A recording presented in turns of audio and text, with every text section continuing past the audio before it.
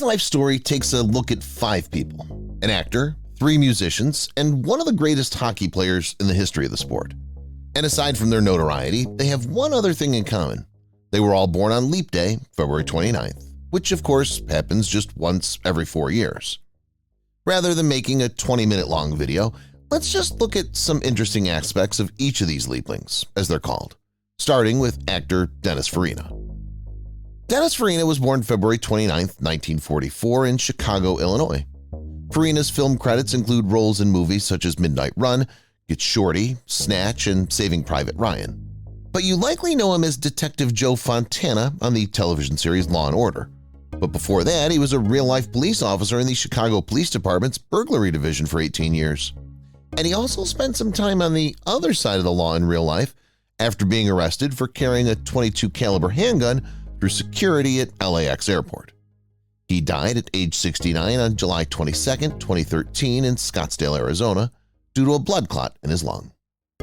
Switching to music and going back a couple hundred years, let's discuss Gioacchino Rossini.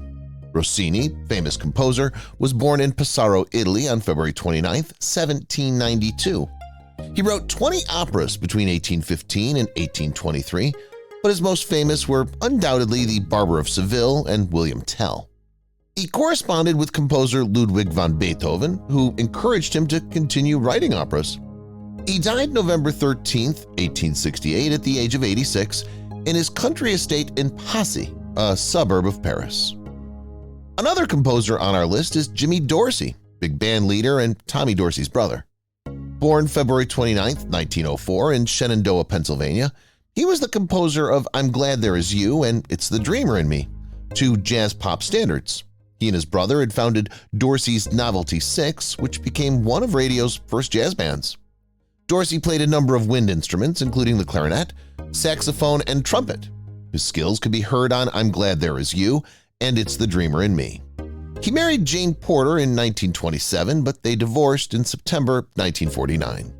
He died on June 12, 1957 in New York City.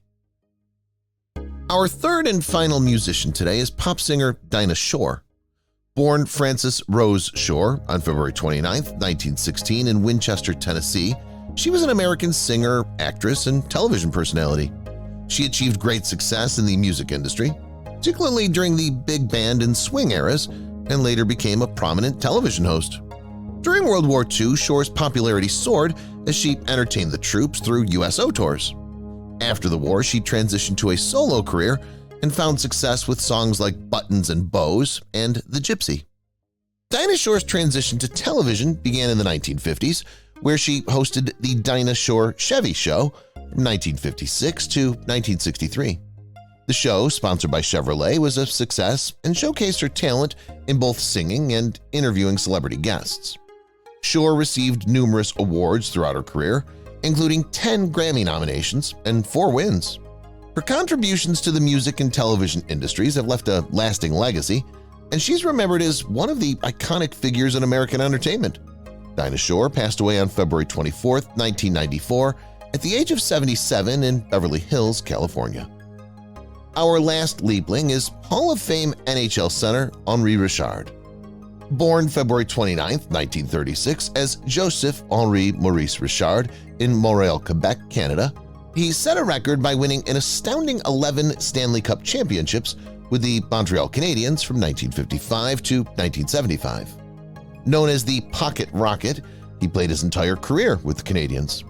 His contributions to the team's success earned him a reputation as one of the greatest winners in the history of professional sports and earned him a place in the Hockey Hall of Fame. His older brother, Maurice Rocket Richard, was also inducted into the Hockey Hall of Fame and is likewise remembered as one of the greatest hockey players of all time. Henri Richard's contributions to the sport of hockey are remembered not only for his remarkable skill on the ice, but for his sportsmanship and team-oriented approach to the game.